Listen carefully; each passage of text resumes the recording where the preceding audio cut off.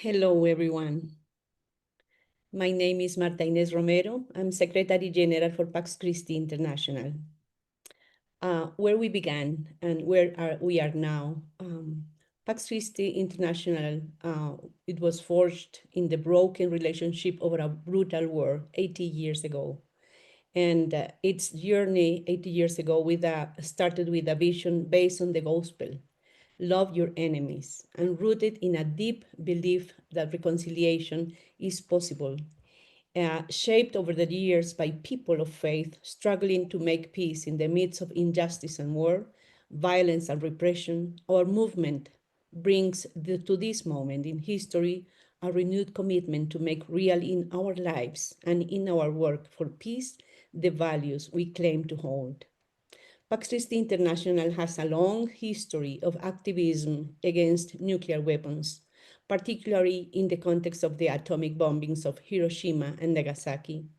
When we today commemorate this webinar, with this webinar, 80 years of memory and action, honoring the past, advancing disarmament, and building a peaceful future.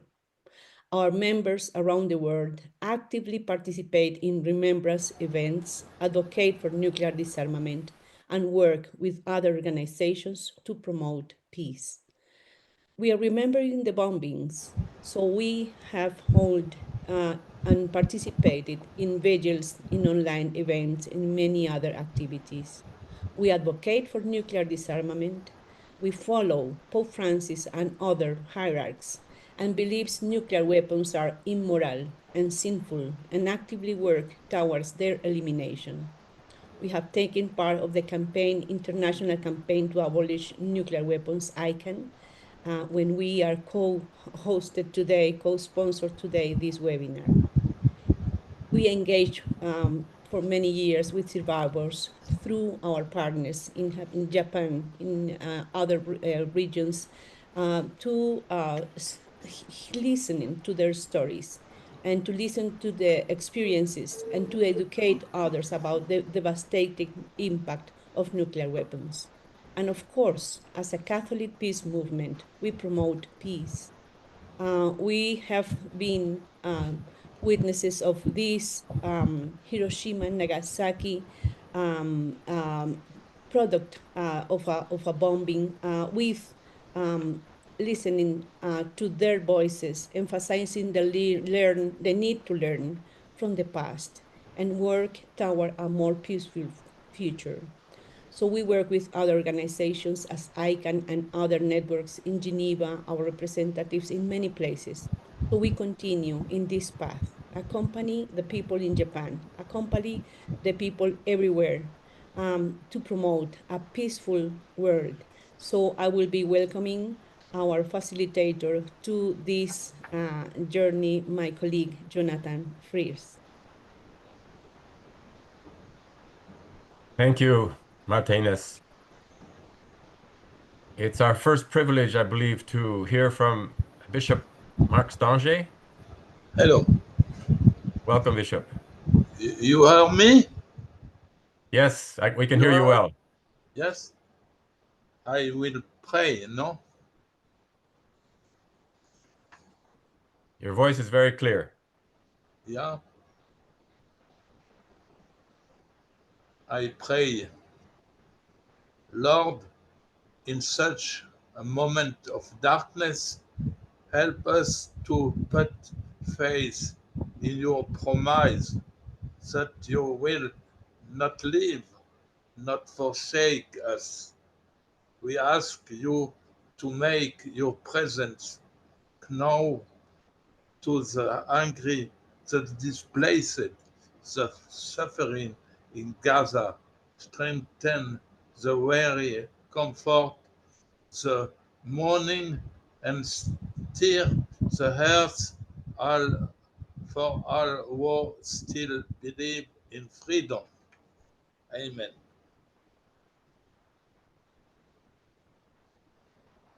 Amen. Thank you very much, Bishop. Wonderful way for us to begin this time together. We turn also now to Sister Teresa Waimuyiwachira, the Pax Christi International co-president, and excuse me for stumbling on your wonderful name. I'm not hearing. I'm muted. Can There. you hear me now? Yes. Okay. I'm saying it's okay. Many people still cannot pronounce my name, but you have tried. Julia, somebody about to display or I read from what I have, my prayer, my reflection. Okay. Let me read it from my side. Yeah, I don't see it. Okay, I can read it from my side. Okay. Lest we forget. Today we gather together, not only to remember, but to reflect and ask ourselves very deep questions that should emanate from the core of our being.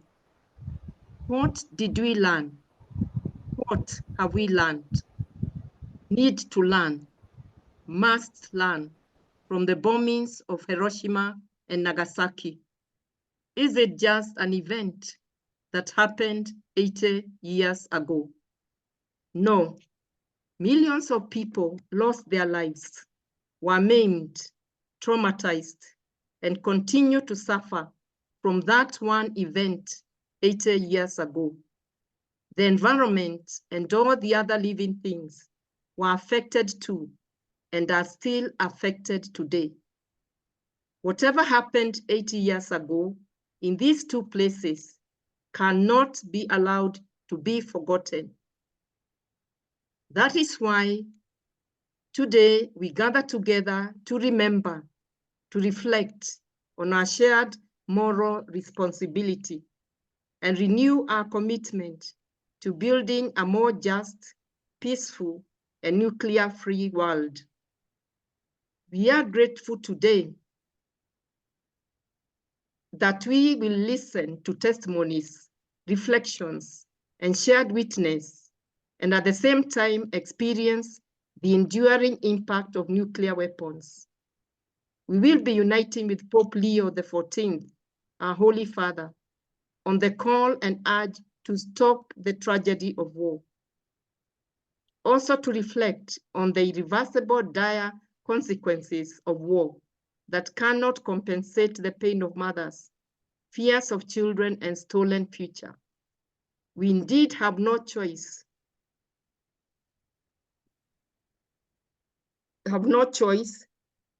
but to adhere to this call to a disarmament grounded in nonviolence and human dignity. As nonviolent peacemakers, we mark this day with gratitude that we can gather to speak in one voice against any weapons of mass destruction, use of violence as a means of peace. We therefore commit ourselves to building a more just, peaceful world through embracing the gospel of nonviolence. May our Creator God, who came that all may have life and have it more abundantly, be with us today and in the next 80 years of building bridges for peace. Amen. Amen. Thank you very much, Sister Maimuyu. Welcome, Jonathan. We're off to a blessed start. Thanks to both of you for leading us in this. We'll move now to the first part of the program, and I see small pictures coming up of other people joining us. Welcome, everybody. We hope that we have at least as many people today at this meeting as we have years to celebrate, 80 years. I think we will get there. So we'll start with Sister Philo Hirota. And Sister Philo, maybe some of you know her quite well. She's from the Catholic Nonviolence Initiative Steering Committee. And she worked for a member for many years of the Mercedarian Missionary.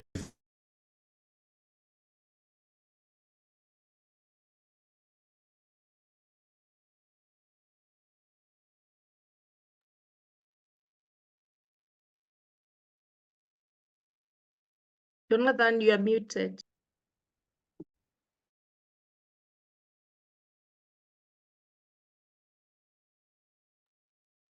Well, I guess that was good.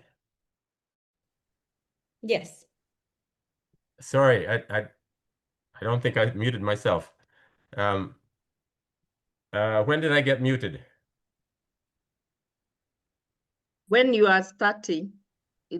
before, when you introduce the Philo. Sister Philo. Well, I thank both of our first speakers, and I welcome the other people who've been joining as we start. Excuse me for this technical glitch. Our first speaker in the section called Memory and Moral Responsibility Now, 80 years after Hiroshima and Nagasaki, will be Sister Philo Hirota. And she comes to us from the Catholic Council for Justice and Peace in Japan, from work in Nicaragua and Mexico, from her time in Rome as a general counselor of the Justice, Peace, and Integrity of Creation, and then with the Catholic Council for Justice and Peace, and getting to know Pax Christi USA, and now being back in Japan, working with that group, and as well as the Catholic Initiative for Nonviolence. We turn it over to Sister Hirota. Thank you very much, Jonathan. Here we are. After 80 years, those who experienced the terrible violence of the atomic bombs are fewer in number, while there are younger generations committed to transmitting the history and working for a world without nuclear weapons. Oops, I'm sorry. Talking about memory, it is important to be conscious of our moral responsibility regarding what to remember, how to remember, and how to communicate. The visit of Pope John Paul II in 81 to Japan marked an important moment for the Catholic peace movement in Japan. In Hiroshima on February the 25th, he said,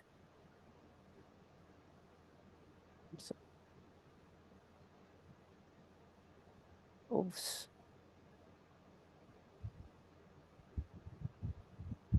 To remember, oh my God.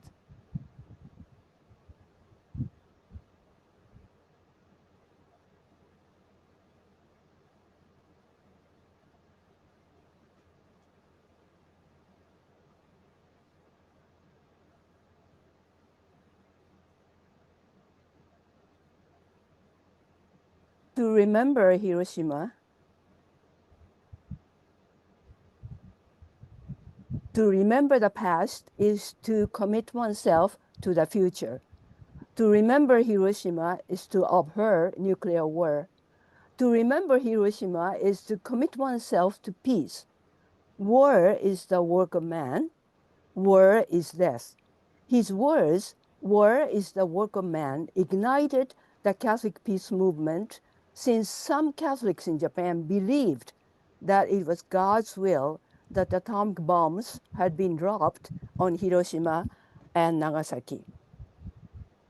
The commitment to peace and nonviolence consists of the mission of the Hibakshas to continue sharing their experiences and the responsibility of all of us to listen to them, which is a concrete way to denounce the evil of the mass killing of non-combatants as a crime against humanity.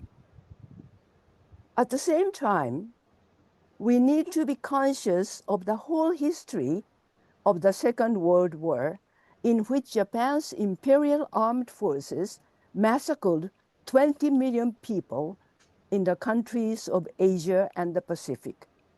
We are both aggressors and victims and need to ask for forgiveness and be forgiven. I insist on the importance and need of remembering the whole history, since there is a political movement in Japan right now to revise the history to deny Japan's role as perpetrator. Nippon Kaigi Japan Conference is Japan's largest ultra-conservative and ultra-nationalist far-right non-governmental organization and lobbying group. A number of the members of the Diet, especially of the ruling party, belong to the organization. Japan's colonial past and aggressive invasion have been erased from history textbooks. Before I conclude, I would like to share the experience of having been present at an encounter of Pax Christi pilgrims from the US and representatives of hibakusha in Hiroshima on March the 10th last year. The group from the US had prepared their visit to Hiroshima for months ahead in communication and coordination with the hibakusha organizations, since they wanted to express their apology. The draft of the apology letter went back and forth more than 5 times so that the text would be fully accepted by the hibakushas. They met at Hiroshima Peace Cathedral. Tomoyuki Mimaki, representatives of the hibakushas, said, "We are deeply impressed. March the 10th will be the day of reconciliation to be remembered every year. We remembered together, and remembrance became encounter, reconciliation, and confirmation of a common commitment to a world without nuclear weapons." I closed with a quotation from the apology letter of the Pax Christi pilgrims from the US. "We are pilgrims of peace, seeking reconciliation for the crimes our people committed against Japan. By establishing personal right relations with you through shared prayer and open dialogue, we commit to ensuring that such human suffering is never inflicted upon humanity again by working tirelessly for the moral total abolition of nuclear weapons." Thank you. Thank you very, very much, Sister Philo. Thank you very much for starting our session with this wonderful insight from the place that is on all of our minds as we look at this year 80th anniversary, the place where the bombs were used.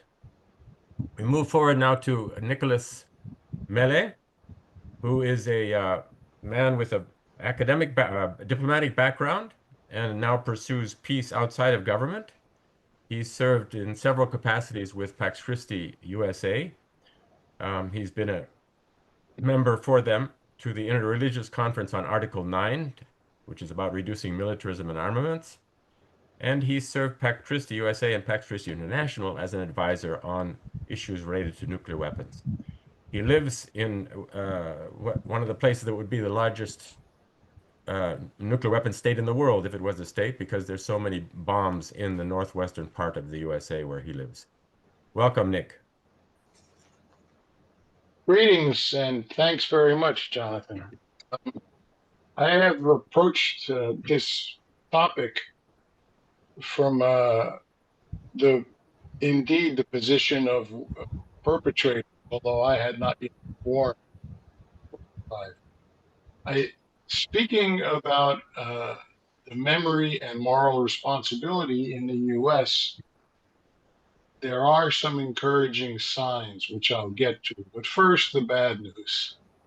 The bad news is that many, many Americans are not even aware that nuclear weapons still exist. Those that become aware think they number hundreds or fewer. On the other hand, many Americans are adamantly opposed to war, or at least to the current war between Iran, Israel, and now the United States. That is the biggest problem those of us who work for the abolition of nuclear weapons have in the United States, the absence of citizens of the United States are very good at forgetting or trivializing our history. To give you a parallel example, most white people have no idea of just how cruel and miserable slavery was for the enslaved. In the modern era, there have been some efforts to resurrect the memory of Hiroshima and Nagasaki and the U.S. role. Just today, a few minutes before coming into this webinar, I saw a short article in one of the major newspapers, the New York Times, pointing out that the U.S. actually helped Iran start its nuclear program in the 1960s through the Atoms for Peace campaign. So how do we approach memory, and how do we reawaken memory and moral responsibility? Unfortunately, in an age when very few people read much, it has to be done through social media, through webinars, through things that give people the shortest attention span. One of the things that has worked very well for me has been to get people involved in games, games that make them think about our priorities. The Lutheran Peace Fellowship in the US evolved a game where people got a certain number of beans and then allocated them to national priorities. Very few get allocated ever to defense or militarism. But of course, in the real world, roughly half of the US discretionary budget is allotted to defense, and actually it's hidden, some of it. Having said that, I'm happy to say, as Sister Philo mentioned, not only are there Pax Christi members making the pilgrimage to Japan to atone or apologize, but we now have an organization of bishops from both nations. The bishops of Hiroshima and Nagasaki have paired with the bishops of New Mexico, in whose diocese the nuclear weapons were first developed, and the Bishop of Seattle, which is the state, as Jonathan said, with over 500 deployed warheads, all of which are nuclear submarine warheads. So detection is very difficult for assuming there is a war for any opponents. We have a very active Pax Christi group in the region trying as much as possible to publicize, to educate, to inform, and to inspire people. It seems like we're beginning to bear fruit. Just a few weeks ago, at this naval base where all of the weapons are, we had about 70 people, some of whom were willing to do civil disobedience and some of whom did not. But the fact is, as we're planning and thinking very hard about how to awaken America's sense of conscience so that we can indeed work on nuclear weapons, we're also exploring. I saw in the chat there are people from Pax Christi, Massachusetts here, and that Pax Christi group actually conducted a survey to see what attitudes and what involvement in nuclear abolition people have. They have about 1,000 responses as far as I know. And the encouraging thing for me is that Pax Christi USA has a very high percentage of people who are interested and informed about nuclear weapons, and also a very high percentage who are actively working towards their abolition. So on that positive note, I'll end with a prayer that the ceasefire that was announced overnight where I live between Iran and Israel will bear fruit, although the most recent news items have not been helpful. On that note, I just ask us all to keep in mind that whether or not Iran has nuclear weapons, Iran has allies who have nuclear weapons. And indeed, one of those allies has already said it would be possible to loan weapons to Iran. We should all not only be praying, but working as hard as we can for peace as soon as we get off of this webinar. Thank you. Thank you very much, Nick.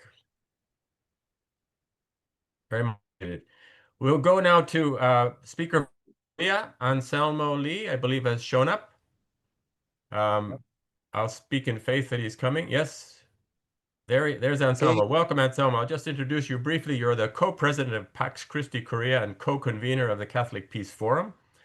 You've got 30 years of experience, even though you don't look like you have 30 years of experience.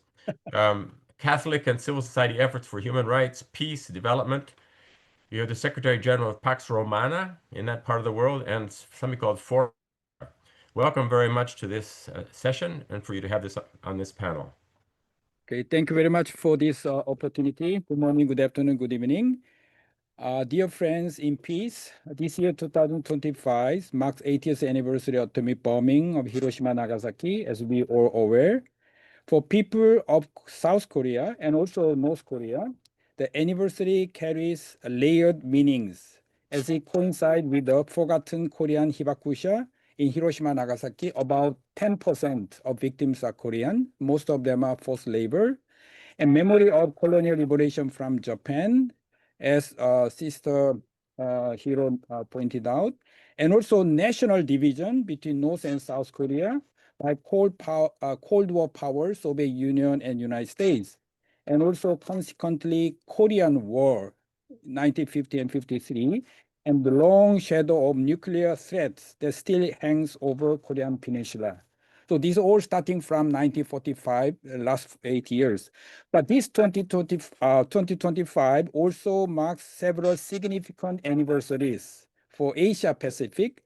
Number one, obviously 8 years of the UN, foundation of UN, and also 70th anniversary of Asia-Africa Conference in Bandung, the starting of non-aligned movement, and also 60th anniversary of normalization of diplomatic relations between Korea and Japan, South Korea and Japan, and lastly, 50th anniversary of end of Vietnamese War.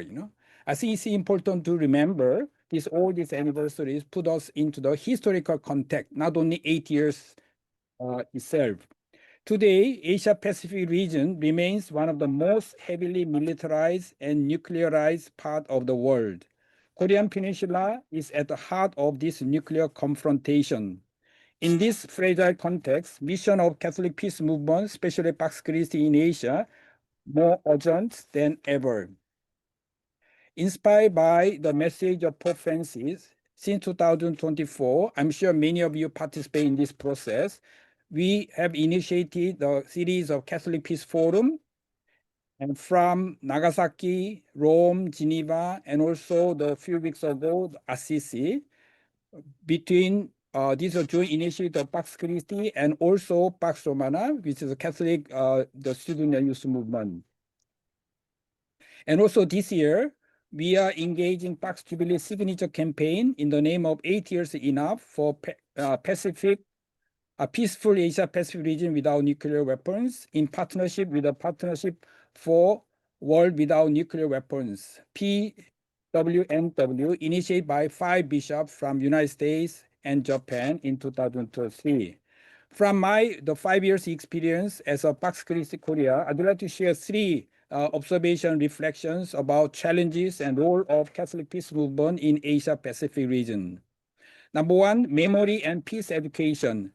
We must keep alive the memories of Hiroshima and Nagasaki, not just through commemoration, but through peace education and global citizenship education. Number two, integral ecology and disarmament. The fight against nuclear weapons is inseparable from fight against climate change and ecological degradation.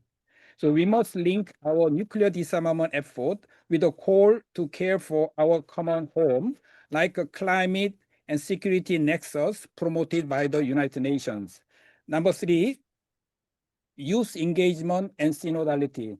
The future of peace must be led by the young people. So we need to create a platform, forums and pilgrimages and digital campaigns where Catholic youth can raise their voice for justice and peace.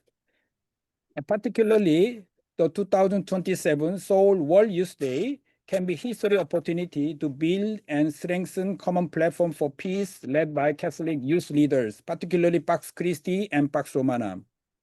Dear friends, 8 years ago, the world stood at the brink of destruction. Today, we stand a similar crossroad, faced with the threat of war, environmental collapse, moral indifference. But we are stand with hope, especially Jubilee Pilgrim of Hope. From Korea, from Asia, from margins of global power, we need to keep raising our voice to say peace is possible, disarmament is necessary, and faith-based movement have a crucial role to play for peace building. Let this 80th anniversary be not only a time of mourning, but also time of recommitment. Thank you. Thank you very much, Anselmo. Thank you. Good to hear from Korea. Our final speaker in this first section will be Bishop Brian McGee, who is the Bishop of, let me see, my English is correct here, the Bishop of Argyll and the Isles. Is it Argyll or yes. Argyll? Argyll. Argyll, okay. Yeah, And thank you. Listen carefully to this bishop because he has degrees in philosophy, theology, and Christian spirituality.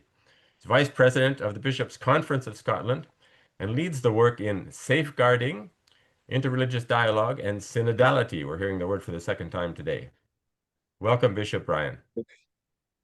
Thank you. And it's lovely to meet with you today. And just begin really by paying a tribute to the first words we heard from Japan, and from Korea too there, and the other speeches that acknowledged the complexity of war. It's not always and very often straightforward. There's always complications and ramifications afterwards.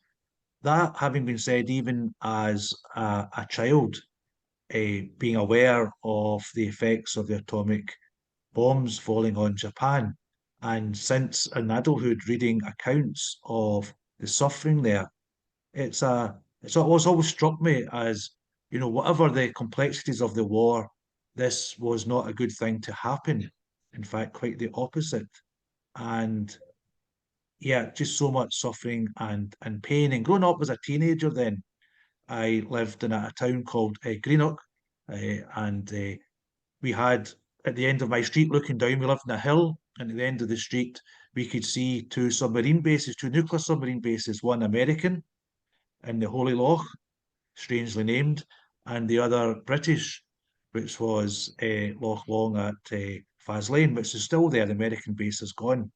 And we would often see the submarines. There was a lot of traffic on the river, including fishing boats, and so the submarines had to be submerged, or sorry, on the surface when they were coming in and out. And you can look at a boat, even a war boat, and you can still see the way the boat is made. There is something beautiful about it, a boat which is made well. But the submarine had no beauty at all.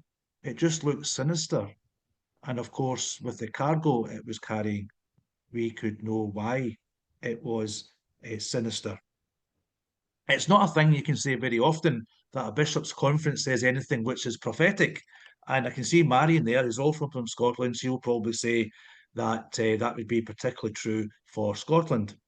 Yet at the same time, in 1982, yes, 43 years ago, the Bishops' Conference did indeed, long before my time, I was still in high school, did come out with a prophetic statement which declared nuclear weapons not only to be immoral to use, which the vast majority of Christians would agree with, but immoral to possess. And that was more than 40 years before the Vatican even began to say such a thing.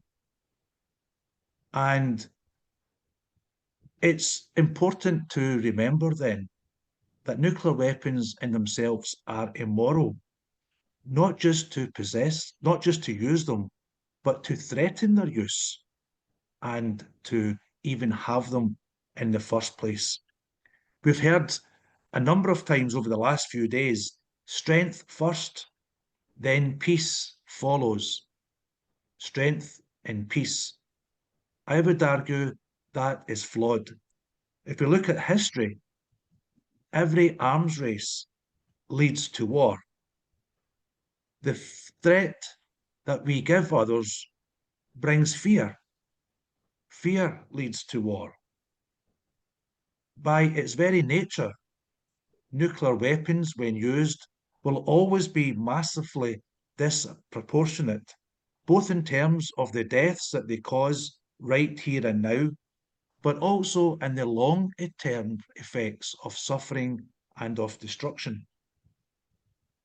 Whenever we see, particularly in the early days, and goodness knows what happens today, a complete disregard, even for the military, who worked on their development and who guarded them, never mind the local civilians, a complete disregard for their safety. There's no doubt about it, to be involved in this field demands great intelligence. Imagine the good that could be done if these intelligent people were actually doing something which was good. And then finally, the argument is used that nuclear weapons prevent death. That is false. It causes death even now. They cost an immeasurable fortune, and that money is not spent then on feeding the hungry, or helping people out of poverty, or giving medicine to the sick. How many people are dying because our nuclear weapons simply are in existence?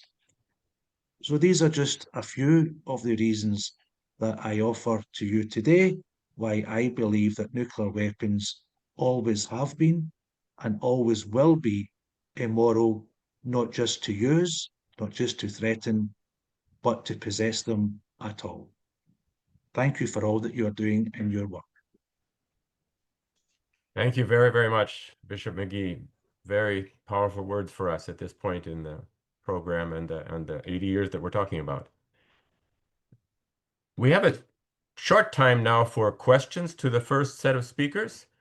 There's a question in the question chat, question and answer column.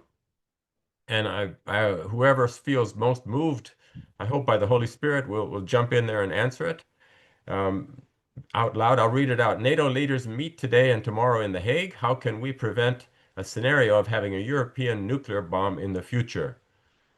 Sent in by Paul Lansu. Would any of the speakers like to provide an answer to that question or a reaction?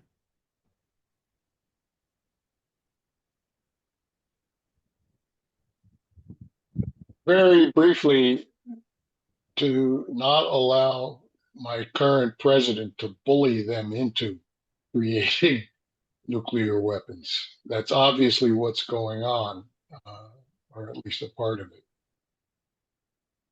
Okay, a voice from America warning Europe not to get bullied into having them themselves, or more of them than they already have. We should. Other responses from the panelists?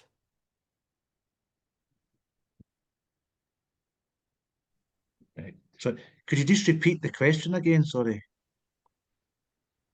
Yeah, it's gone away from the Q&A screen, but it was about what can Europe do to avoid having to get more nuclear weapons now under the pressures that it faces?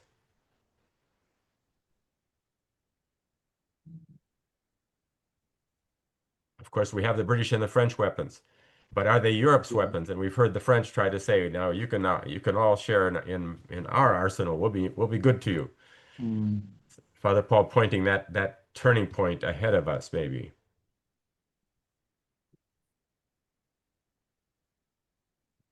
You know, I'll add, if I may, if no one else is going to speak. One of the next speakers we'll hear is from the International Campaign to Abolish Nuclear Weapons. And we all have a tool in the treaty that prohibits nuclear weapons, which went into force 3.5 years ago, or 4, I can't remember anymore. But I think it's something important to call out. in Europe, there's much more support for that treaty than there is in the United States. In fact, it gets no coverage in the United States at all. But it is there, it is an instrument. And I will tell you, speaking from my experience as a diplomat, that skepticism about the Non-Proliferation Treaty is high and has been high for a very long time. Increasingly, that treaty looks to the outside world, and indeed it looked to this insider, as an excuse to allow the nuclear armed states to continue to maintain their nuclear arsenals. So that's another point of leverage, perhaps. Which is a good lead into our next speaker. Let's just see this one more question here. On what beliefs, this is from Elena Rastello, on what beliefs could we base today the choices of complete disarmament to artisanally build peace, as Popes Francis and Leo XIV have spoken about? Thanks a lot for your answer. Any of the panelists like to hold forth on that one? What beliefs could we have today, use today, as the choices of complete disarmament to build peace artisanally, as the two last popes have spoken about? I hate to be jumping in, but because I have spent much of my life working on promotion and development of nonviolence, I would say a belief in gospel nonviolence, which of course the Catholic Nonviolence Initiative is a campaign originating in Pax Christi International, is an excellent belief on which to base opposition to nuclear weapons and promotion of disarmament. We just should look to Jesus. Yeah, I was going to say actually the gospel, obviously, and another one is simply dialoguing with other people. It's only when it's easy to put barriers up and see the others as an enemy. It's only whenever we meet other people we realise that they are people. it's, it's not rocket science. I want to use that phrase, but it's not very complicated, really. To see each other as brothers and sisters by encountering.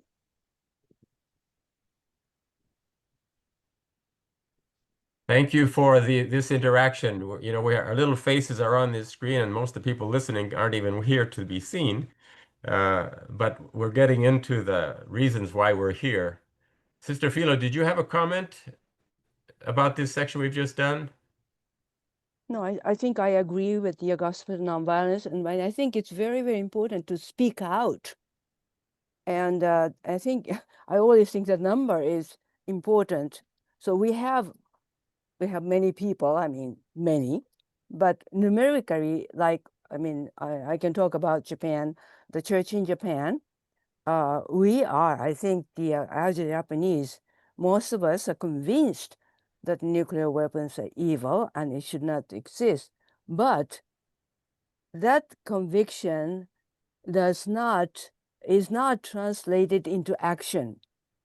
So I think it's very, very important that we have to sort of strengthen and our own, deepen our own belief and our own faith. But at the same time, I think the community, at the level of community, how can we really broaden and enlarge our sort of community? I think and then so in this sense, I think speaking out is important. Thank you very much. Maybe this session could be a small help in that direction. Let's move now to hearing from the International Campaign to Abolish Nuclear Weapons. Very happy to welcome you, Florian Eblenkamp, for this next part of our program. Disarmament and the role of civil society today. Thank you, Jonathan, and good to see you all. I'm just gonna share my screen here, and you can let me know if that works.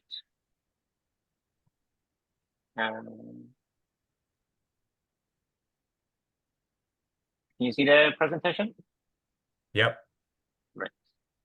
So, well, thanks first of all for having me on this webinar. It's great to see so many familiar faces and also very many new names in the chat, which is of course a good sign that we're reaching a few more people. I'm going to speak briefly about the general role of civil society in disarmament, and of course, as you all expect, it will be a lot about using ICAN and the role civil society plays in the TPNW process as examples. And I think it's a timely webinar to speak about this, since looking at the world and the news that are going around, it feels a bit bleak sometimes. Huge insecurities around the world. Nuclear risks of all things are rising. There's more money spent on these weapons than ever before. There is, of course, a blatant ignorance against international law, heavy pressure on states to rearm or to buy more weapons, and more fundamentally, maybe even the trust between states is eroding, and the trust that cooperation instead of confrontation is something useful is fading. And then I want to make the point that in a moment like this, it's especially up to us all, to civil society, to bring hope, that we can be a force of unity, that we can not just protest, but we can actually mobilize people, we can build alternatives, and of course we can shape policies in the end. That's the fundamental goal, of course. So the power of civil society has been maybe one of the greatest change makers in the world ever since. There's so many examples of this, and this picture of the Black Lives Matter protests in the US from a couple of years ago may just be one example, but of course there's many more from the Vietnam Wars, the apartheid in South Africa, the landmines that eventually were prohibited, of course also the nuclear weapons ban treaty, and general disarmament. It was always civil society that were the first to sound the alarm, because that's where the effects of these injustices are first felt. Civil society then, sounds alarm, organizes protests, connects that to political mobilization, and with such a moral clarity that sometimes in political leadership is missing, demands pressure and builds from below to change things for the better. Here at ICAN, that's one of the examples how I think civil society can work together on a very specific issue. ICAN was founded in 2007, as many of you know, in Melbourne, in Australia, and now we've grown to be more than 700 partner organizations, coordinated by a small staff team here in Geneva, where I live, from more than 112 countries, I think, at the moment. There's, of course, the one treaty we work on is the nuclear ban treaty, the treaty on the prohibition on nuclear weapons. And many of you were involved in its negotiations, are now involved in its universalization and implementation. And so I hope that many of you can see why this is such a good example for what's possible when activists, when survivors, when scientists and doctors, faith groups, obviously, and even members of parliament come together across the world to demand the change that's necessary for justice in this specific issue. Currently, we have 98 states signed up to the Treaty on the Prohibition of Nuclear Weapons. That's exactly half of the world. So that's those countries that have ratified the treaty, signed the treaty, or have acceded to the treaty. And we expect that in just a few weeks, we'll have more countries join, and then we'll have a majority of the world's countries and the world's peoples, we should also say, under this treaty, just 5 years after the treaty entered into force, which I think is a significant success, and of course, testament to the role of global civil society in facilitating this implementation of the treaty. The treaty, the TPNW, is very much modeled after similar treaties on landmines and cluster munitions, and likewise is our campaign modeled on the success that these civil society movements showed in outlawing these specific weapons of mass destruction. In our work, one of the most central parts is to give voice to those who know best about what nuclear weapons are, to those who survived the bombings of Hiroshima and Nagasaki. And you can see our beloved Shizuku Thurlow, who survived the bombing of Hiroshima, giving a speech at the United Nations as a representative of civil society in a space, mind you, that's traditionally dominated by governments, by diplomats who very much talk about the abstract scenarios on non-proliferation, but very rarely about what nuclear weapons actually are. Equally, it's important to give voice to those who suffer and continue to suffer from the legacy of nuclear explosions in the Pacific, in Kazakhstan, in Algeria, in Australia, and in New Mexico, where nuclear weapons were tested in the name of national defense and others, and people's lives were just considered collateral damage. Bringing these voices to the center of the disarmament debate, I think, is one of the very concrete actions that civil society took, and that civil society chose to fundamentally change the narrative on nuclear weapons. It's this, I would say, moral leadership that the Hibakusha, the survivors of Hiroshima and Nagasaki, portray, that's often missing in international relations, and that, unlike no one else, has been brought to the table by civil society in this process. Fundamentally, what we try to do, of course, is to speak about cooperation, not competition. ICAN's strength, the strength of our campaign, lies in the partnership. We have partner organizations from all over the world, Pax Christi being one, medical associations, youth groups, environmental rights groups, human rights groups. It's such a fantastically vibrant and diverse group of support for this that it's very hard for people that oppose what we do to argue against the legitimacy of this campaign. I also want to emphasize that collaboration in our campaign is not hierarchical. We really try to be as dynamic and collaborative as possible, and that's what brings about the best of this campaign, where we can share goals, where we can share strategies, mutually support each other, and build so much resilience against the world politics that often tries to work against us. So in a way, protesting nuclear weapons and working on nuclear disarmament is not just opposing something dangerous and immoral, but it's also about building hope, building something hopeful, which I see in this global human security and not in competition between states. So concretely, what can civil society do? This picture is taken from a statue of a tricycle that was found in Hiroshima. It's the only thing left from a 7-year-old boy who didn't survive the bombings, and his family later donated it to the Peace Museum in Hiroshima. And it's a symbol, of course, of how we try to reframe the debate on nuclear weapons in terms of the humanitarian values, in terms of human rights, in terms of what's really at stake when we talk about nuclear weapons. And through the shifted narrative, through shifting the way people talk about nuclear weapons, we build pressure on governments and try to shift policy where that's politically possible. We hold governments accountable, even in what's now a very challenging geopolitical context. These questions are just still extremely hard to answer.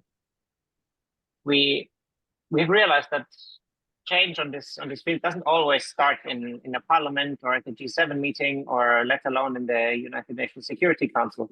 But very often it starts in communities, in churches, in webinars like this, in grassroots movements, where people come together, coordinating and working together.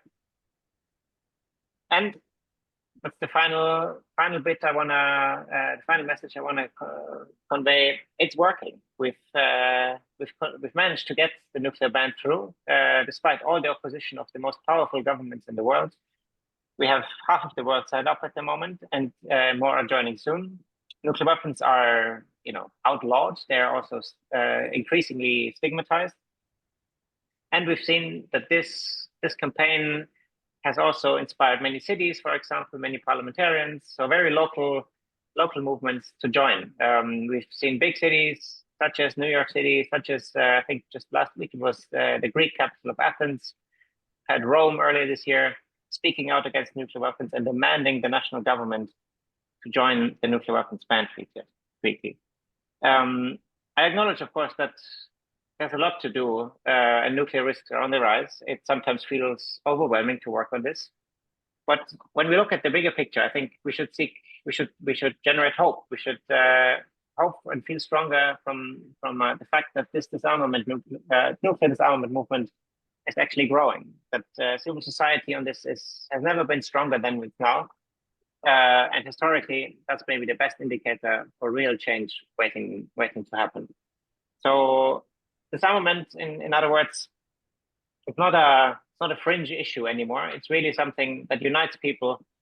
That's part of the broader fight for justice, for human dignity, and of course, fundamentally, for global peace. Thank you very much, and I'm looking forward to the discussion. Thank you, Florian. Thank you very much. Just a note to the audience, we'll have an answer session after the next section. So what Florian has just spoken about and what's coming up now, and then there'll be time for more Q&A. We go then now to a section called Echoes of Peace, Testimonies from the Ground. And the first speaker will be Marion Pallister from Pax Christi Scotland, where she's the chair of that. And we welcome you to this seminar. Thank you very much, Jonathan, and hello to everyone joining this webinar and to fellow members of our worldwide Pax Christi family. Pax Christi Scotland is, like Korea, a relative newcomer to Pax Christi International, but our members have long histories of campaigning for peace. However, with our own parliament here in Scotland, our own culture, and sadly, the unwelcome presence of a nuclear submarine base situated on the edge of our most densely populated region, as Bishop Brian has described, we felt it was time to be Pax Christi Scotland. And we thank everyone, from our own Scottish Bishops' Conference to our colleagues at Pax Christi International, for the support which brings us together at this 80th anniversary celebration. I'm old enough to remember the Cuba Missile Crisis, and for younger generations, that was the label put on a threatening situation in the 1960s. The then Soviet Union moved missiles to the island of Cuba, just off the coast of the United States. The US leader, President John F. Kennedy, warned the Soviets off. The world held its breath as a nuclear incident threatened. Our newspapers headlined that we would have 4 minutes to live if a nuclear attack was carried out. Our school lunch breaks were spent tearfully wondering how best to spend those final 4 minutes of our young lives. We honor the fact that the situation was resolved diplomatically, but in many of my generation, a desire to rid the world of these weapons of mass destruction was born. We have in many different ways been campaigning ever since to end what our Scottish bishops in the 1980s described, as Bishop Ryan mentioned, the immorality of using, threatening to use, or even possessing nuclear weapons. Successive popes, of course, have reiterated that message, advancing disarmament, even if right now it doesn't feel that we've reached our goal. A career in journalism took me to conflicts in different parts of the world. I've seen firsthand the obscene destruction that conventional weapons can cause. And today we see how lives, homes, cities, countries are devastated by arms that are in fact more powerful than the atomic weapons that wiped out Hiroshima and Nagasaki 80 years ago, sowing the seeds for this peace movement. Pax Christi is about seeking non-violent means to end conflict. We have seen that this is possible but we must raise our voices even more loudly with world leaders to seek diplomatic rather than military solutions. Pax Christi Scotland is small. Each and every one of us is a volunteer. We only possess human resources, and we rely heavily on the letter writers, the banner carriers, the attenders of protests and vigils, those who will write our newsletter, appear in our online events that raise awareness of peace issues. And thank God there are many such people. We also work with other organisations such as ICAN, the Scottish Campaign for Nuclear Disarmament, Justice and Peace Scotland, and Don't Bank on the Bomb. I was in Zambia very recently and recorded a podcast for our website. I interviewed the deputy head teacher of a secondary school there, who said that people think if there's no war, that there's peace. She stressed that this isn't the case, that people need many other factors to live in peace. Physically, economically, socially, and spiritually, individuals and indeed countries need so much more than a lack of conflict to experience peace. If people don't have their basic needs, peace eludes them. Pax Christi, for me, is an organisation that understands this. We're not only about ridding the world of weapons of mass destruction, but in doing so, we'll free up the financial possibilities to care for people's needs, the education of their children, the care of their sick, the provision of decent homes, gender equality, real peace, the peace of Christ. Happy anniversary, and thank you. Thank you very much, Marianne. Blessing to hear your views as we've been hearing from each person. I invite people to bring your questions to the question and answer section on the side, and we'll go into that after this last panelist is finished.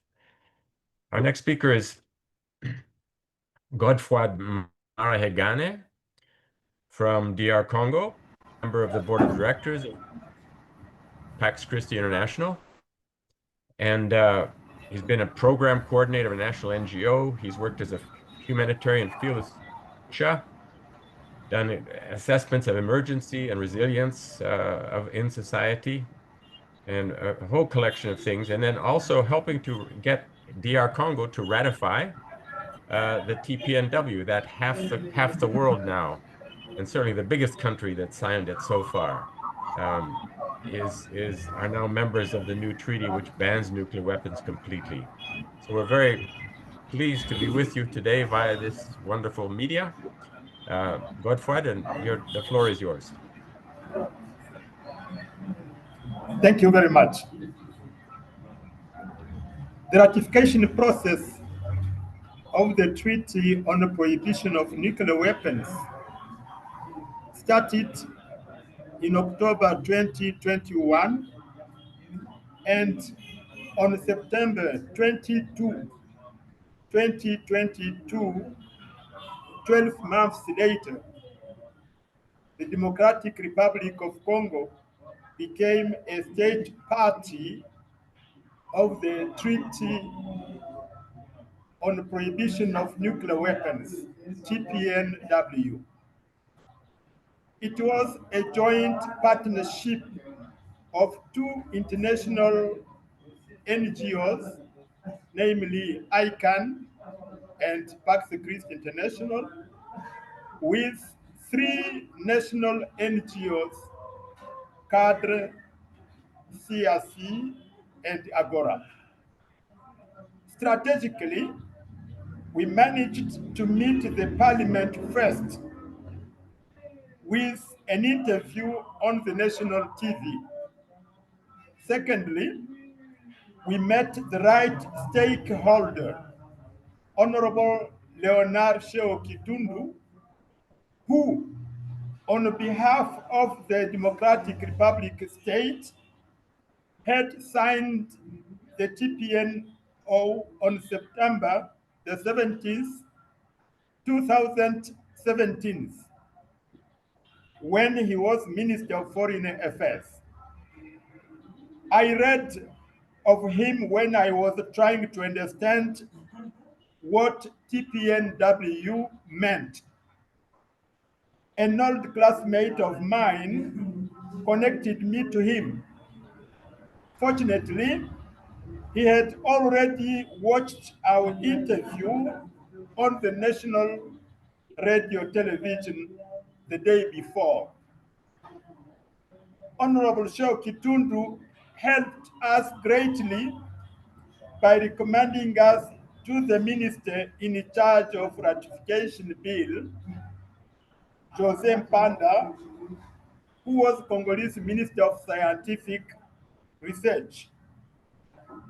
Shao Kitundu called him at once to arrange an audience for our delegation.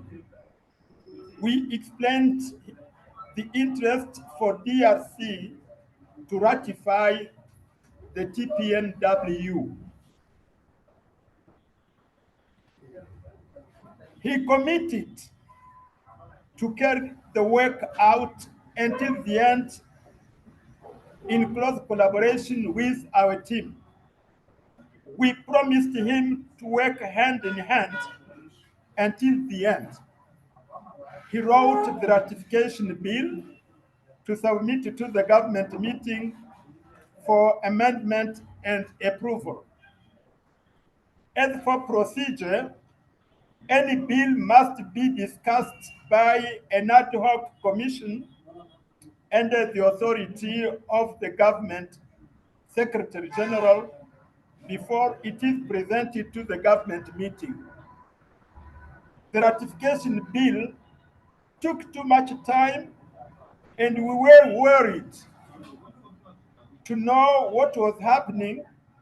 We arranged an audience with the government Secretary General.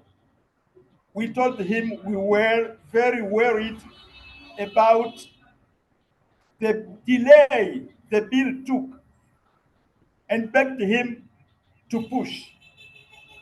He kindly explained to us how commissions work. Commissions are exclusively composed of ministers only. A commission is composed of 16 ministers. It is mandatory for the commission to have a quorum of 9 ministers to meet. Due to ministers' different agendas, it is not always easy to have 9 ministers available the day the commission must meet. But following the commission meeting, there were over 9 ministers, and the ratification bill was tackled. It was then presented to the weekly government meeting, and from there to the parliament for adoption. But as the parliament recess approached, this ratification bill was among other files referred to the government by the parliament with temporary authorization to legislate under the Enabling Act. The government thus adopted the ratification bill and forwarded it to the President of the Republic for promulgation and publication in the official journal. The law was first signed by the cabinet director of the president. A copy was sent to me, and I sent it to ICAN. But later on, ICAN returned the copy to me and said it's mandatory to claim a document signed by the head of the DRC state himself, as UN directives. the document was resubmitted for the signature of the head of state. And once signed, a copy was sent to me, and in my turn, I forwarded it to ICAN, who also sent it to UN HQ in New York to organize the ceremony. And on September the 22nd, there was a high-level ceremony when the Democratic Republic of Congo became officially a state party to the Treaty on the Prohibition of Nuclear Weapons. Thank you. Thank you very much, Godfred. Wonderful to hear this hardworking, detailed story of what it takes to make this kind of progress. I think it's very illuminating for all of us. Thank you very much for your effort. And I can add that currently the Democratic Republic of Congo has been elected non-permanent member of the United Nations Council. Okay. Thank you. Thank you very much. We have one more speaker, the last one in this section, Franco Dinelli. And Franco is the president of the Socioeconomic Studies Center for Peace of Pax Christi Italia. He's a researcher at the National Research Council and a member of the Union of Disarmament Scientists since 2015. He teaches a course on disarmament and arms control at the University of Pisa. And he also is active in the Bridges Not Walls campaign of Pax Christi vis-a-vis the Palestinians. Always good to combine these two insoluble things. Franco, welcome. Thank you, Jonathan. It's always a pleasure to see you and the others. Let me first thank all the previous speakers, and I also very much appreciated the questions from the audience. With my intervention, I intend to describe our section in terms of aims and activities. Recently in Assisi, we held our AGM with the election of a new board. A new coordinator and a new vice president have been nominated. Our president, Bishop Ricuti, a very good president, I have to say, will end his service in December. Our section is thus in a period of transition. Often in this period in the past, the activities suffered a lot. However, in the past 4 years, we have tried to create. I was member of the national board before. After 2 terms, I couldn't be elected anymore. In the past 4 years, we have tried to create a structure that doesn't not dramatically depend on the period of acclimatization of the new board members. This is something similar to what happens to the new elected members at the UNSC. For instance, we have increasingly involved former board members so that to reduce downtime. The talent section has traditionally moved according to the following principles: promoting a cultural change from aggressive to cooperative relationship in all the aspects of life, actively promoting disarmament, particularly the abolition of nuclear weapons, promoting active nonviolence as a way to peace at different levels from local to global. Our activities generally are organized with specific campaigns, and we tend to collaborate with other groups as we are small. I don't know if we are as small as Marian as the Scott section, but we are also small and volunteers. With groups that have similar goals within the Catholic Church, but also outside of this perimeter. The main campaigns we lead are basically ban the nuclear weapons, the Israel and Palestine conflict. We have also an observatory on military presence in the schools, which is increasingly a problem in Italy. I don't know if in the other section, in other countries, you have the same problem. This is a crucial point, in my opinion. Of course, promoting active nonviolence, disarming economy. And Marian also mentioned the economy. It's a crucial problem. And finally, support the UN and international law, increasingly under pressure, especially after the breakup of the war in Ukraine.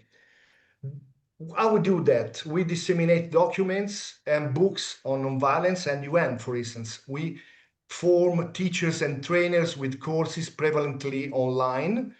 Some of the titles of these courses are Ban the Nukes, Ban the War, Artificial Intelligence for Peace. We have also a course in collaboration with the Pontifical Lateran University for postgraduate students who would like to get involved in cooperation. And finally, this is not exactly an activity of Pax Christi, but a small bunch of, I would say, pioneers in Italy. We have made a report to the judiciary for the presence of nuclear weapons on Italian territory in violation of the Non-Proliferation Treaty. This presence is due to the program of nuclear sharing with USA that recently upgraded the infamous Big 61 to be remotely guided. This is the program that Obama started in 2008, 2009, as far as I remember. Specific activities before November. November is a crucial month for us because the conference for the 80th anniversary of Pax Christi will be held in Florence, as many of you know.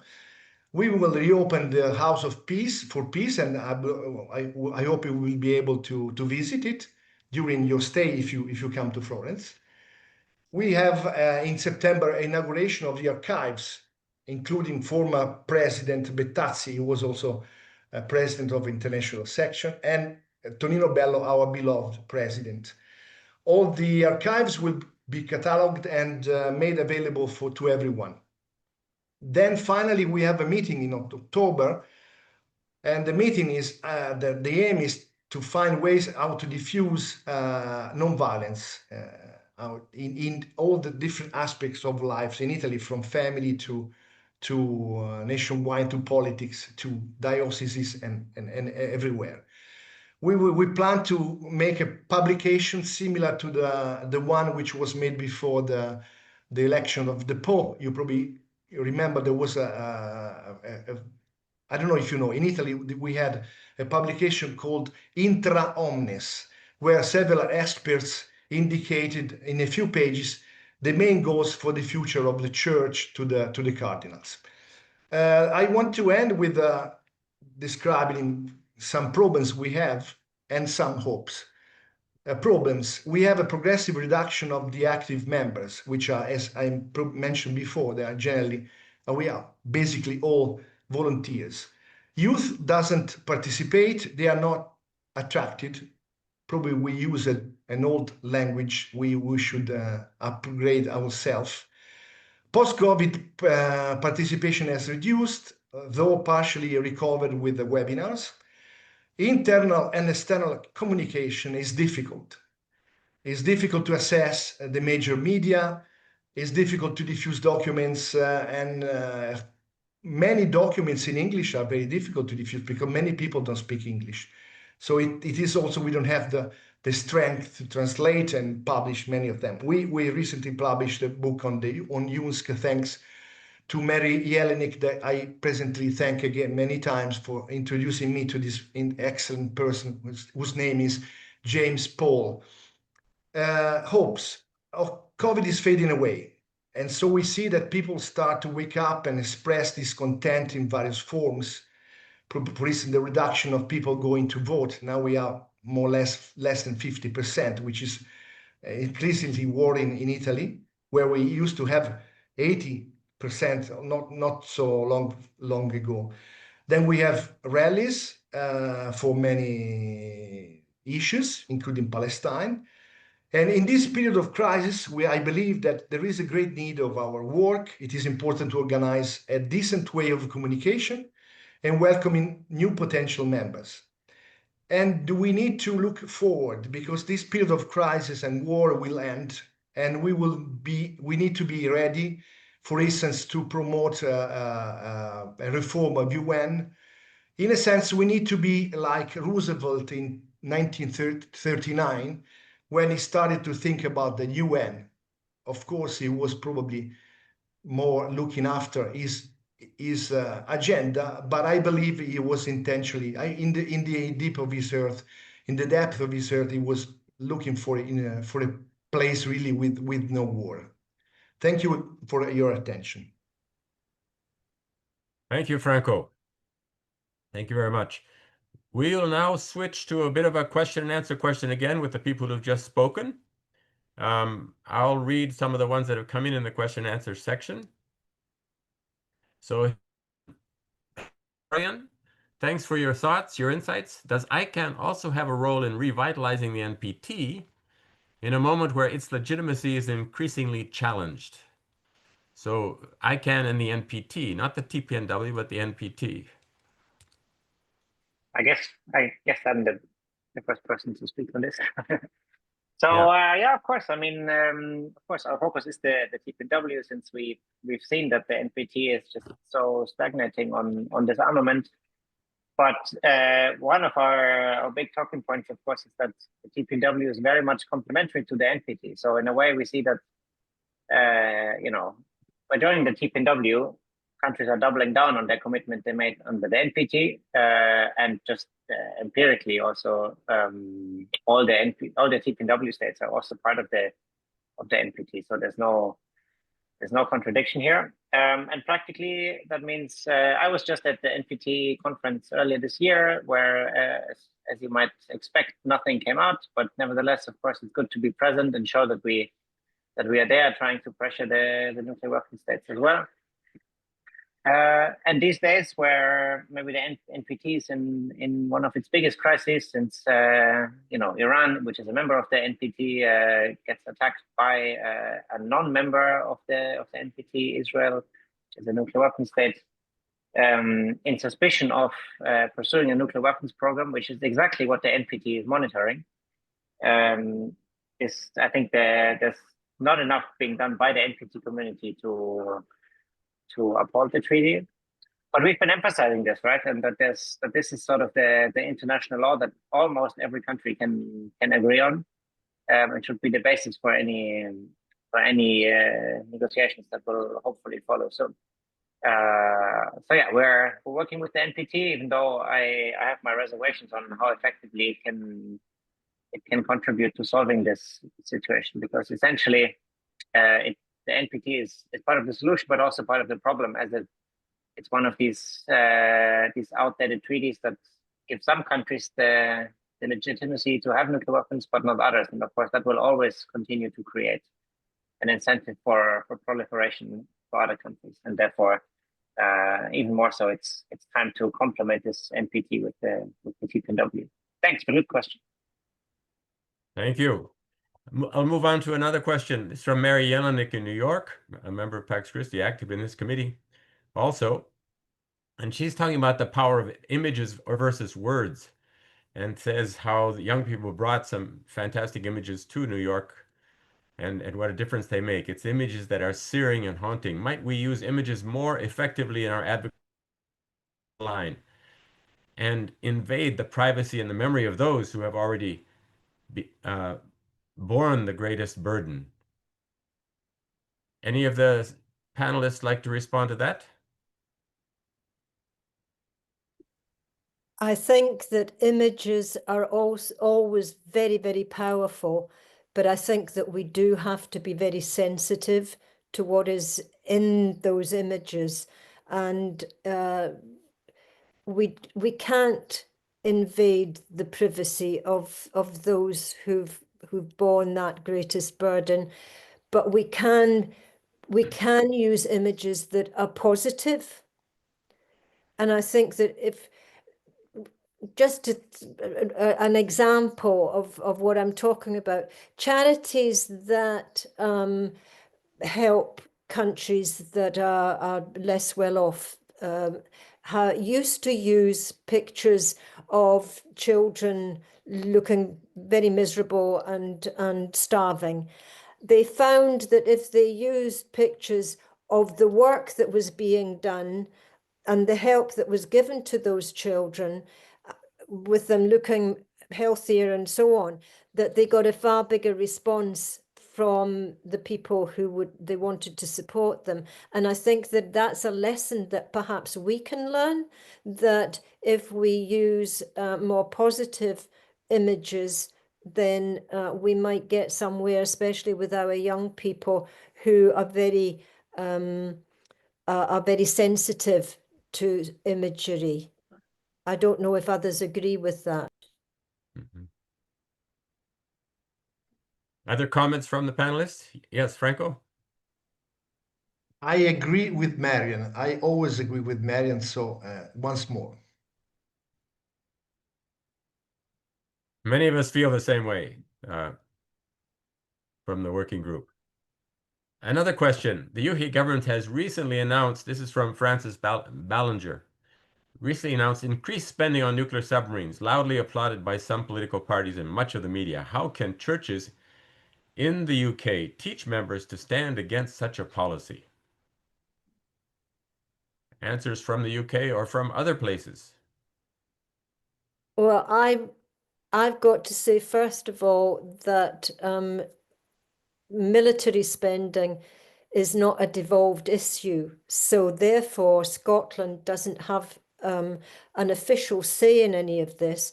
But I think that we've already seen that our bishops can make a big difference by the statements that they make. And I would very much welcome that the Scottish Bishops' Conference, and perhaps Bishop Brian would be able to come in on this, could reiterate what was said in 1982 and just make that very clear to the UK government as they start spending more, not just on nuclear weapons, but on military spending altogether. Okay, thank you. Anybody else want to jump in on that one?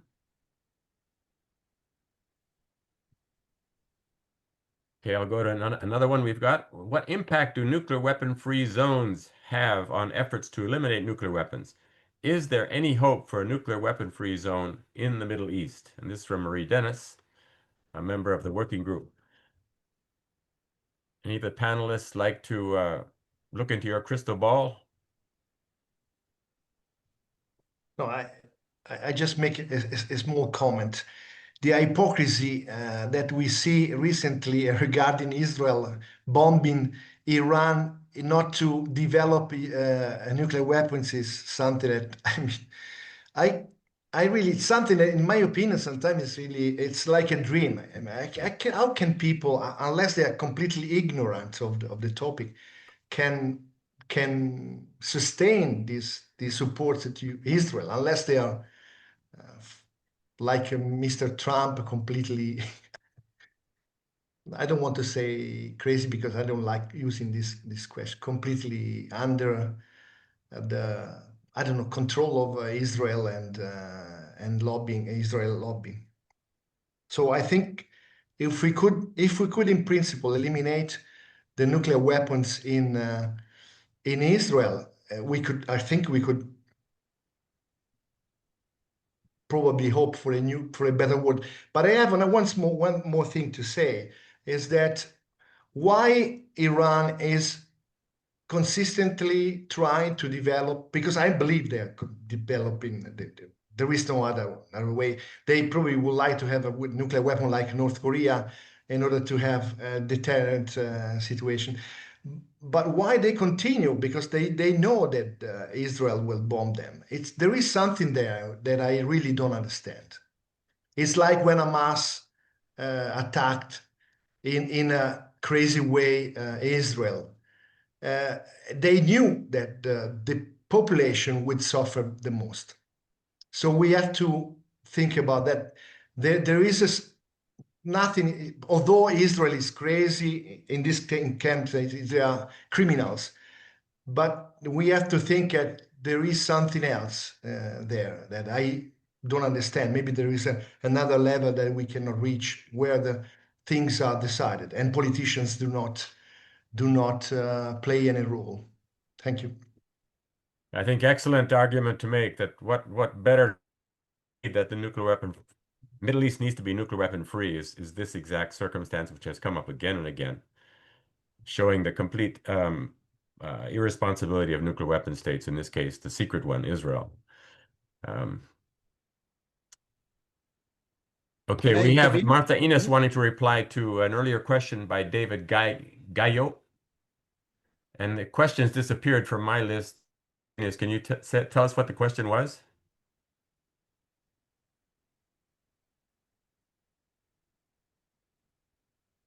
I don't see the question by Marian. I'm sure your answer will be good all by itself anyway. Okay, thank you. Please. Anselmo wants to say something about it. Oh, Can I make a Anselmo. quick comment? There's a question about nuclear weapon-free zone in Middle East, but this also issue in Asia. As you know, Central Asia, Mongolia, Southeast Asia already nuclear weapon-free zone. Yeah. But missing zone is a Northeast Asia. So there has been effort to make a Northeast Asia nuclear weapon-free zone or 3+3 initiative. 3 nuclear power countries, that is the United States, Russia, China. And other non-nuclear countries, there's a Japan, South Korea, but North Korea is a big issue. Now, the United States also recognizing North Korea as a nuclear power country. Officially, they are saying, there are 9 nuclear weapon countries, 5+ Israel, Pakistan, India, and North Korea. But we, South Korea, we don't recognize, we don't accept. Still we are pushing for denuclearization of whole Korean peninsula. That's why 3+3 initiative is still valid, but because of the fact that North Korea has a de facto nuclear weapon, the initiative faces a lot of challenges. So we are trying to find a way, how to continue this idea of Northeast Asia nuclear weapon free zone. Thank you. Thank you. Thank you. Marta Ines? No, I'm just to say that we continue with all our capacities, with all our means, not alone, but with other allies and stakeholders like ICAN and others in promoting not only advocacy for civil society actions, but also at intra our churches, our Catholic Church and other faiths in their capacity to move to action and to promote a more active protection of humanity in the world. Okay. Any other final words from the panelists on the screen and those who are not on the screen?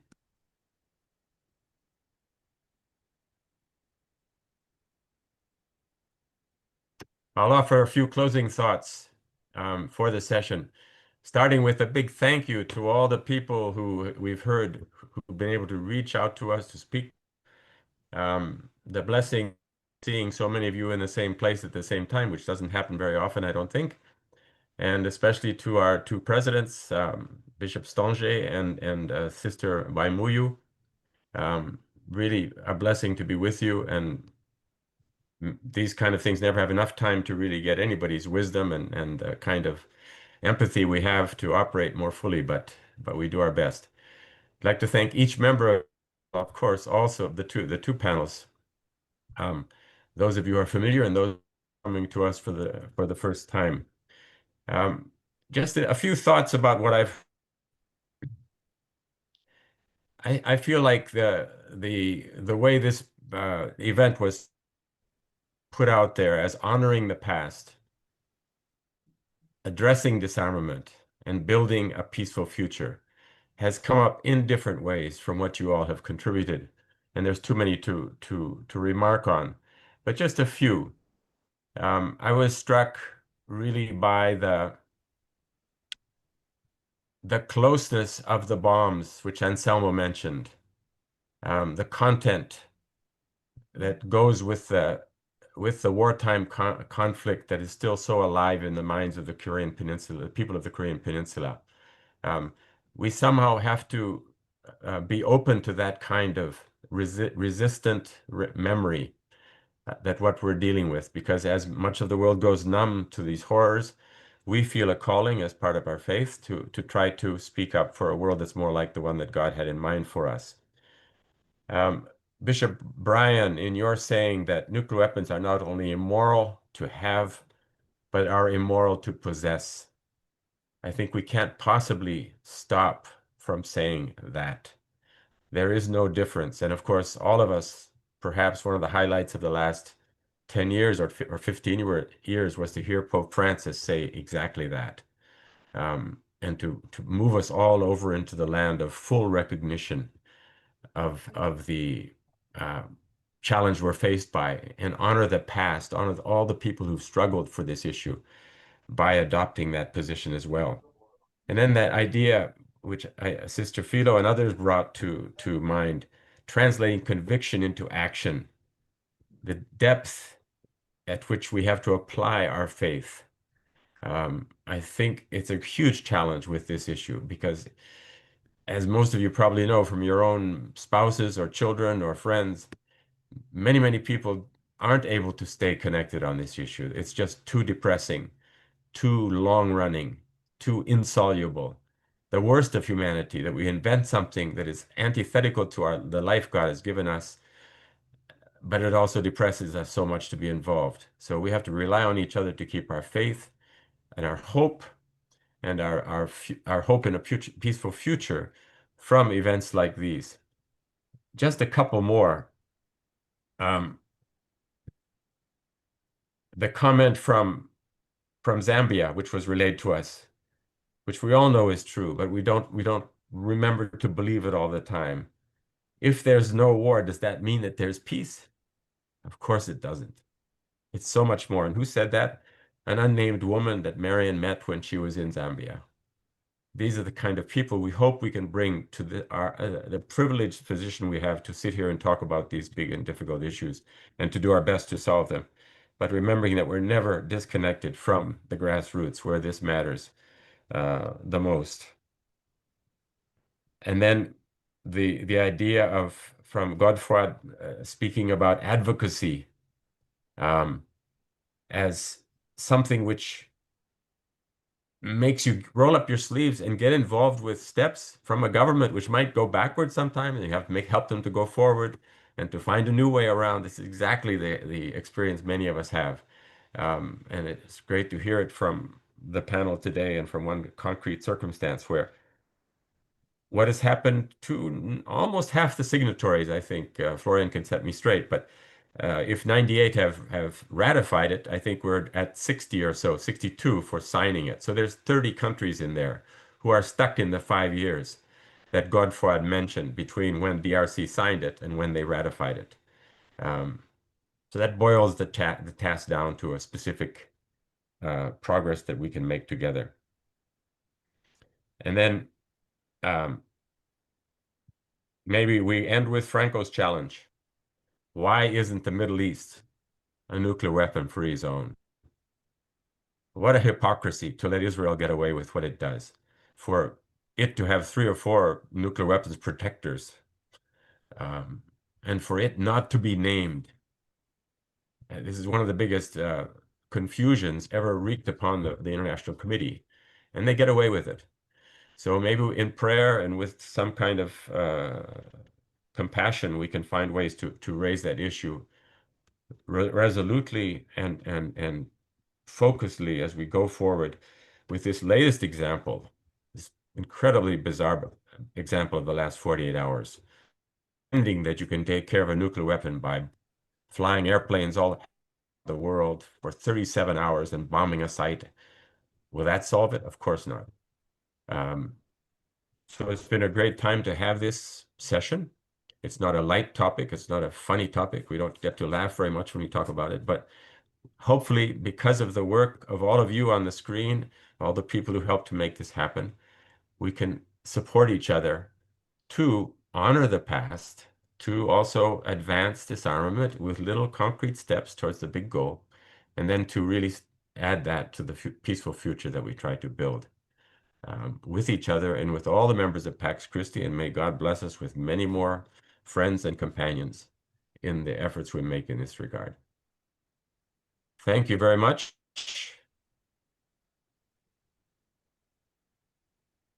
If we have Thank you, 5 seconds of silence, we'll. Thank you very much, Jonathan, for facilitating this conversation.